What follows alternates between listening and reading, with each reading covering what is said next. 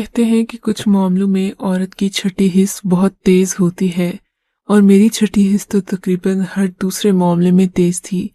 किसी शख्स को देखते ही मुझे उसकी तबीयत का पता चल जाता। शादी के बाद नाश्ते की मेज पर जब मैंने उस 22 साला नौजवान को देखा जिसकी आंखों में गैर मामूली चमक थी, तो मुझे वो कोई आम इंसान नहीं लगा। मेरा देवर शारिक एक इंतहाई गैर मामूली इंसान मालूम होता था, लेकिन घर वाले अक्सर उसे ताने देते रहते कि तुम घर वालों से बातचीत नहीं करते, इंतहाई खुश्क मिजाज इंसान हो। जबकि मुझे वो ऐसा बिल्कुल भी मालूम ना होता, बल्कि जब भी वो मुझसे मिलता हंसकर मिलता और उसके चेहरे पर एक मुस्कुराहट होती। उसके इज्जत देने का अंदाज ही अलग था। मैं अपने देवर को दिल ही दिल में पसंद करती थी। मेरी नीयत बुरी ना थी, लेकिन मेरा देवर इंतहाई शरीफ इंसान मालूम होता, सो मैं उससे क्यों नफरत करती। जबकि मैंने देखा था देवर भी आंखों ही आंखों में मुझसे कुछ कहने की कोशिश करता है। मैं जब भी अपनी सास के साथ किचन में काम करती, मेरा देवर मुझे इशारों इशारों में बुलाने की कोशिश करता। मेरी जब भी लड़ाई होती या मैं किसी की बात पर परेशान होती, तब भी वो मुझे ऐसे ही इशारे देता जैसे वो मुझसे कोई बात अकेले में करना चाहता हो। एक दिन सब घर वाले टीवी लॉन्च में बैठे टीवी देख रहे थे, जबकि शौहर अभी तक ऑफिस से नहीं आए थे। टीवी लॉन्च के बाहर बनी गैलरी में अंधेरा फैला हुआ था। मैं अपने सोफे पर बैठी थी कि मुझे देवर ने हाथ से बाहर आने का इशारा किया। मैं समझ गई कि कोई जरूरी बात है जो वो कई दिनों से करना चाह रहा है। उसके बुलाने पर मैं बाहर गई। देखा तो वो सीढ़ियां चढ़ता ऊपर छत को जा रहा था। मुझे कुछ डर भी लगा, लेकिन मैं अपने देवर पर भाइयों की तरह मान रखती थी। मैंने उसके कदमों का पीछा किया, उसके साथ पीछे छत पर पहुंच गई। देखा तो मेरा देवर मेरा ही इंतजार कर रहा था। क्या बात है शारिक, मैंने वहां पहुंचते ही पूछा। जल्दी करो, मुझे लगता है तुम काफी दिन से मुझसे कुछ कहना चाहते हो। मैंने एक ही सांस में सारी बात कह दी।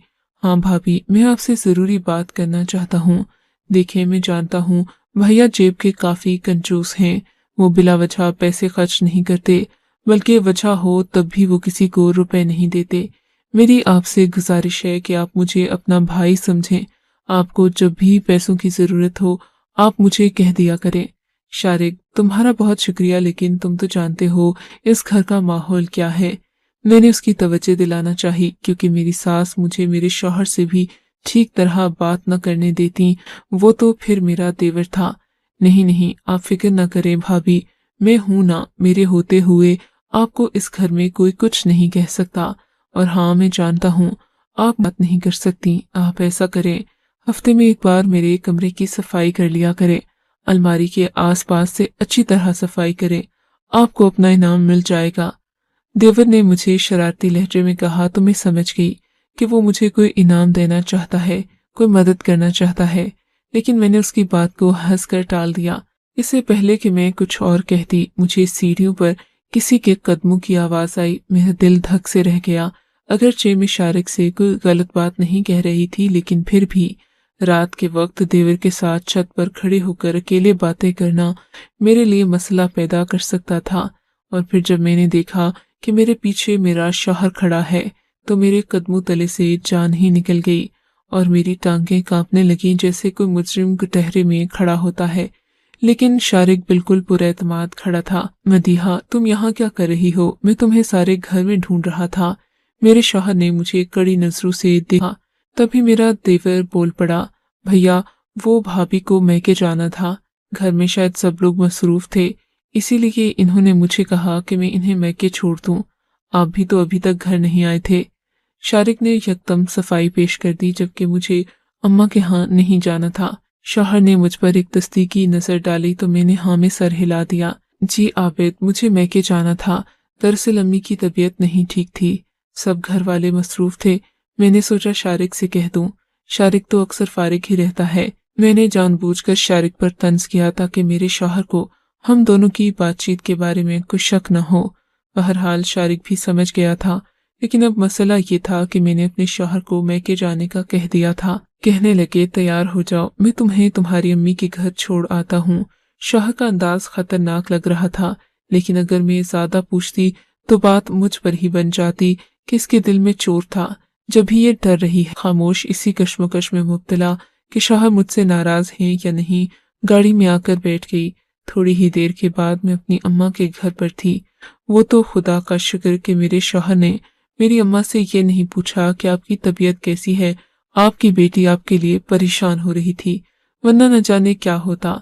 अम्मा के घर रहकर उनसे मिलने के बाद मुझे अपने शौहर की याद सताने लगी, लेकिन उन्हें कैसे कहती कि वो मुझे यहाँ से आकर ले जाएं।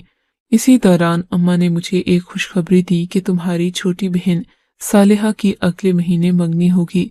हमने एक शरीफ लड़का देखकर तुम्हारी बहन की बात पक्की कर दी है। अब तुम मंगनी में लाजमी शिरकत करना। हम तुम्हें इसलिए सहमत नहीं देते कि तुम्हारे ससुराल वाले ये बातें पसंद नहीं करते, वरना रिश्ते के वक्त तुम्हें भी बुलाते। अम्मा मासरत ख्वाह थीं, जबकि मुझे और किसी बात से ज्यादा अगले महीने आने वाली मंगनी की तकरीब में पहने जाने वाले कपड़ों की फिक्र थी।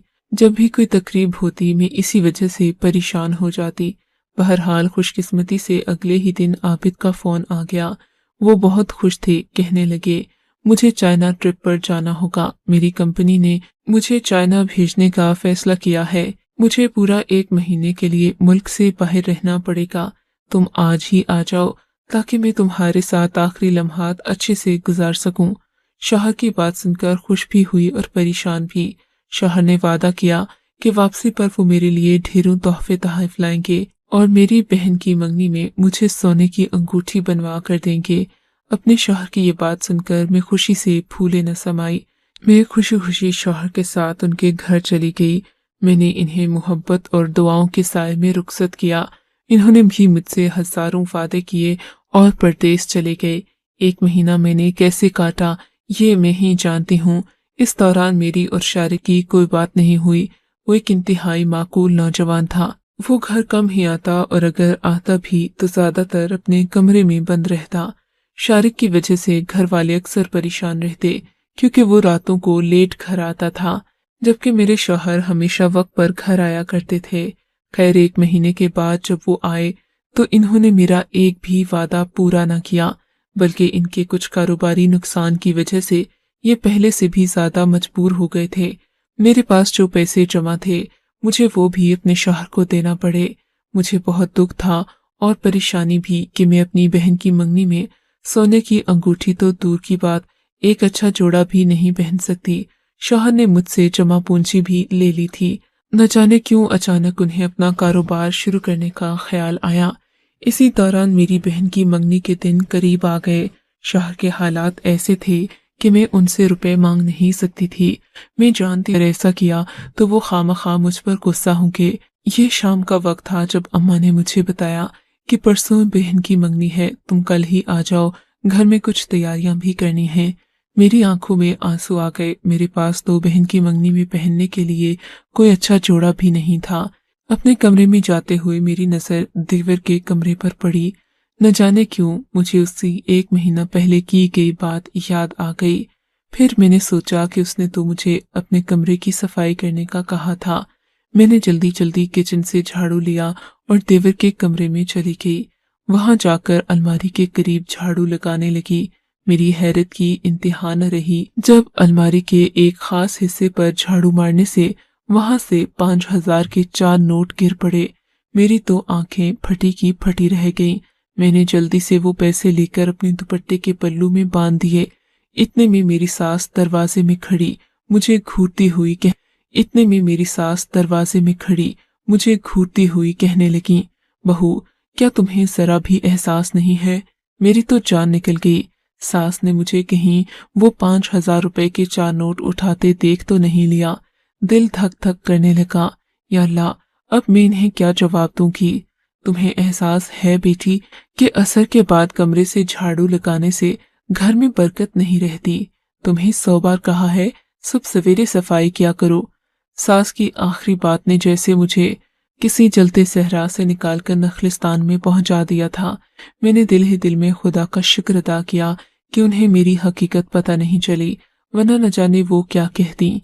उनकी बात पर सर हिलाते हुए मैंने झाड़ू एक कोने में रखा और बाहर आ गई। वैसे भी मुझे इस कमरे की सफाई करने का कुछ शौक नहीं था। वो तो उन पैसों की वजह से मैं यहाँ आ गई थी जो मुझे यहाँ झाड़ू लगाने से मिलना थे। खैर मैंने अच्छा सा जोड़ा लिया और बहन की मंगनी में शिरकत करने पहुंच गई। सबने मेरे इस जोड़े की बहुत तारीफ की, जबकि इसके लिए मैं अपने देवर की शुक्रगुजार थी कि इस बुरे वक्त में वो मेरे काम आया। मेरी तो खुशी की इंतहा न थी। बहन की मंगनी से फारिग होकर जब मैं वापस अपने मैके गई तो मेरा दिल देवर के लिए एहसास तशक्कुर से भरा हुआ था, लेकिन वो घर नहीं था। मैं उसका शुक्रिया अदा करना चाहती थी। उसी दिन मुझे मेरी सास ने बताया कि तुम्हारी नंद शाम को घर आएगी, अच्छा सा खाना बना लो। इतने दिन के बाद मैं ससुराल गई थी। मेरी सास ने मीरा को इस्तकबाल करना तो दूर की बात, मुझसे हाल तक नहीं पूछा और नंद के लिए ढेरों खाने बनाने का ऑर्डर दे दिया। बहरहाल मैं खाने के लिए मसाले वगैरह तैयार करने लगी। शाम को सब कुछ तैयार हो गया, तभी मेरा देवर शारिक मेरी नंद को लेकर घर में दाखिल हुआ। वो सुबह का गायब था, अभी घर आया था। उसे देखकर मुझे बहुत खुशी हुई। मैं उसे शुक्रिया कहना चाहती। देर बाद मैंने खाना लगा दिया। पानी लेने किचन में गई तो मेरा देवर भी वहीं खड़ा था। शायद वो हाथ धोने आया था। मैंने उसका शुक्रिया अदा किया। शारिक भाई, आपने मेरी बहुत मदद की। मैं आपका किस मुंह से शुक्रिया अदा करूं? मैं जानती हूँ आपने वो पैसे जानबूझकर अलमारी में रखे थे ताकि मैं वहां से लेकर अपनी जरूरियात पूरी कर सकूं। आपका बहुत शुक्रिया। मेरी नजरें झुकी हुई थीं। अरे भाभी, आप मेरी बहनों जैसी हैं, ऐसी कोई बात नहीं। और वो पैसे तो अब जब चाहे वहां से निकाल सकती हैं। समझें कि आपके लिए मैंने छोटा सा बैंक बना दिया है। आपकी हर जरूरत वहां से पूरी हो जाएगी। भाई, मैं तुम्हारे लिए क्या कर सकती हूँ?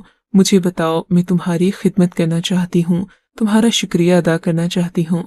ऐसी बात है भाभी, तो आप मेरा एक काम करें, मेरे लिए कोई अच्छी सी लड़की ढूंढना शुरू कर दें जो बिल्कुल आप जैसी हो। मैं अब घर बसाना चाहता हूँ। अपनी बाहर की जिंदगी गुजार कर तंग आ चुका हूँ, मगर मेरी एक शर्त है। शारिक ने अपनी बात मुकम्मल करते हुए कहा, आप जो लड़की मेरे लिए ढूंढें वो इंतहाई दीनदार होनी चाहिए, जो मुझे भी सीधे रास्ते का मुसाफिर बना दे। क्या मतलब? तुम कौन सा अभी कोई बुरे रास्ते पर चल रहे हो? तुम्हारी जिंदगी बहुत अच्छी है, तुम कई लोगों की मदद करते हो। मैंने शारिक को तसल्ली दी तो वो उदास सा हो गया। लगता है वो मुझसे कोई बात छुपा रहा था। बहरहाल मैंने उसकी बात दिल में रख ली और दिल में ठान लिया कि मैं अपने देवर के लिए कोई अच्छी सी लड़की ढूंढ कर लाऊंगी। उसी लम्हे मुझे ख्याल आया कि देवर की शादी के बाद मुझे वो उस अलमारी के पास कहाँ जाने देगी। मैं तो उस कमरे की सफाई भी नहीं कर सकूंगी, क्योंकि बीवी के आने के बाद भाभी का हक नहीं बनता कि वो देवर के काम करे। बहरहाल अपनी खुदगर्जी की वजह से मैं अपने देवर का घर नहीं उजाड़ना चाहती थी। मैंने अपनी अम्मी से बात कर ली कि मैं अपने देवर से रिश्ता देख रही हूँ। अम्मी कहने लगी, तुम्हारी नजर में सना क्यों नहीं आई? सना खूबसूरत और दीनदार है, घर के काम भी जानती है, तुम्हें और क्या चाहिए? देवरानी के तौर पर वो तुम्हें तंग भी नहीं करेगी। बस तुम अपने देवर की रजामंदी मालूम कर लो, फिर हम उसके घर रिश्ता लेकर जाएंगे। अम्मी ने अपनी शागिर्दा सना की बात की थी। सना कुछ अरसे से अम्मी के पास कुरान पाक पढ़ने आया करती थी। ये हमारे मोहल्ले के एक इंतहाई शरीफुन नफ्स आदमी की बेटी थी। हमने उसका रिश्ता मांगने में देर नहीं लगाई, क्योंकि मेरे देवर को मेरे इंतखाब पर आंखें बंद करके भरोसा था। सना के वालिद ने मेरे देवर के बारे में कुछ मालूमात की और फिर हमें रिश्ता देने के लिए हामी भर दी। मोहल्ले के सब लोग हैरान थे। सना इस कदर दीनदार और खूबसूरत लड़की थी कि उसके लिए कई माकूल रिश्ते लाइन में लगे थे, जबकि मेरा देवर कोई खास काम भी नहीं करता था। बस भाई की दुकान पर हाथ बटाता और ज्यादातर वक्त अपने दोस्तों के साथ बिताता। ये तो सना के वालिद की मेहरबानी थी कि इन्होंने हमसे कोई मुतालिबा नहीं किया। हमने भी सोच लिया कि हम सना से जहेज के नाम पर एक चीज भी नहीं लेंगे। किसके वालिद ने बिना किसी माल के और लालच के अपनी बेटी हमें देने का फैसला किया था। और फिर वो दिन आ गया जब सना मेरे देवर की दुल्हन बनकर घर आ गई। हम सब उसे देखते तो माशा अल्लाह कहते। वो वाकई में चांद का टुकड़ा थी, बेइंतहा खूबसूरत। मैंने अपने देवर से मजाक में कहा, देवर जी, अब तो सना जैसी खूबसूरत बीवी आपके पास है, उम्मीद है कि आपके सारे रास्ते सीधे कर देगी।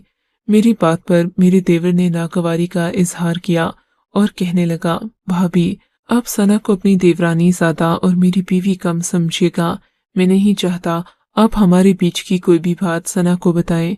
वो इंतहाई शरीफ घर की। हाल मैं अगर जानता होता कि सना इतनी शरीफ है तो मैं इससे कभी शादी न करता। मेरे देवर ने पुरस्रार से लहजे में कहा, क्या मतलब? क्या तुम सना के बारे में पहले से जानते हो?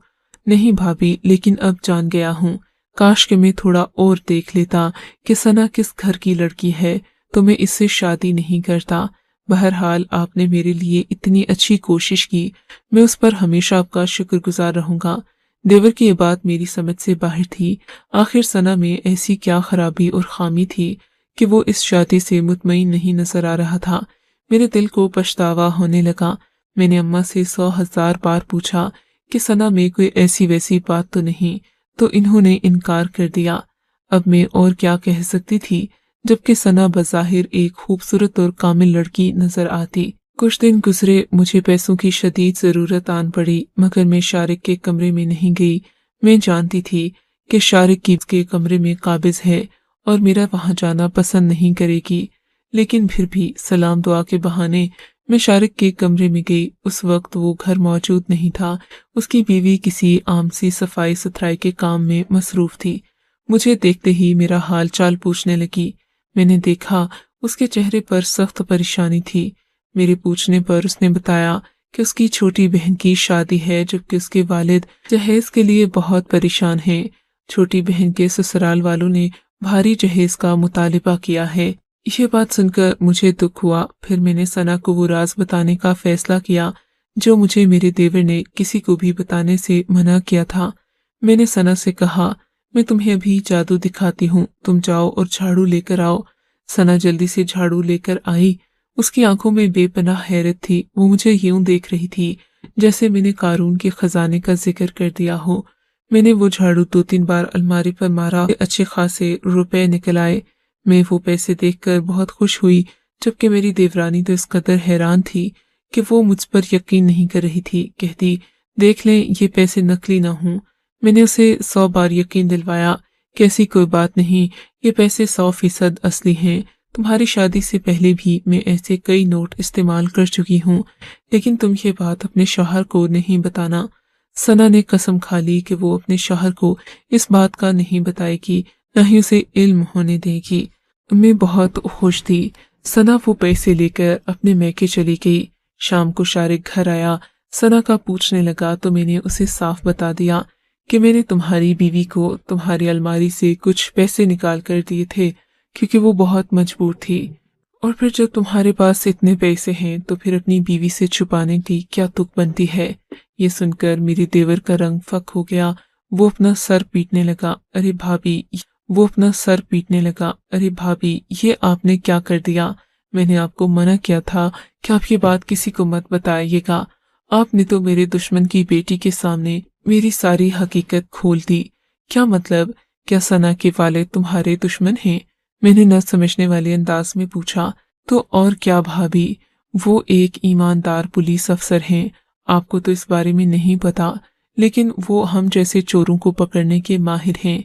अब इन्होंने अपनी बेटी के हाथ में वो नोट देखे होंगे तो यकीनन कोई न कोई बात पूछी होगी। जानती तो हैं आप पुलिस वाले कितने शकी होते हैं। मेरे भाई, क्या तुम लोगों के घरों में चोरियां करते हो? मैंने हैरत से पूछा। भाभी, ये कोई पूछने वाली बात है? क्या आपको नहीं पता कि इतने पैसे मैं अपनी अलमारी में कहाँ से रखता हूँ? मेरे लिए और कोई रास्ता नहीं सिवाय लोगों की जेबें काटने के। लेकिन अब मुझे लगता है सना के वालिद मेरी ईंट से ईंट बजा देंगे। आपको ख्याल रखना चाहिए था भाभी। देवर की हकीकत सुनकर मैं हक्का बक्का रह गई। सोचा नहीं था कि वो इतनी बड़ी हकीकत छुपाए फिर रहा है। मैंने देवर को एक बात कही जिस पर उसने सख्ती से अमल किया। देखो शारिक, अल्लाह ताला इंसान की खताएं दुनिया के सामने तब तक नहीं लाता जब तक वो उनसे तौबा करता रहे और उन्हें छोड़ने का पुख्ता इरादा किए रखे। अल्लाह इंसान की खताएं दुनिया के सामने इंसान की खताएं तभी लाता है जब वो उसका हुक्म नहीं मानता और बार बार एक ही गुनाह करता है। तुम अभी और इसी वक्त मस्जिद में जाओ, इस जुर्म से हमेशा के लिए तौबा कर दो। अल्लाह ताला तुम्हारी तौबा कबूल फरमाएंगे और इसके बाद तुम कभी चोरी न करने का इरादा कर लो। میرے دیور نے میری بات مان لی اور اسی وقت وضو بنا کر مسجد چلا گیا۔ خدا جانے اس نے کیا منت مانی۔ ثنا کے والد کو ثنا پر کوئی شک نہیں ہوا۔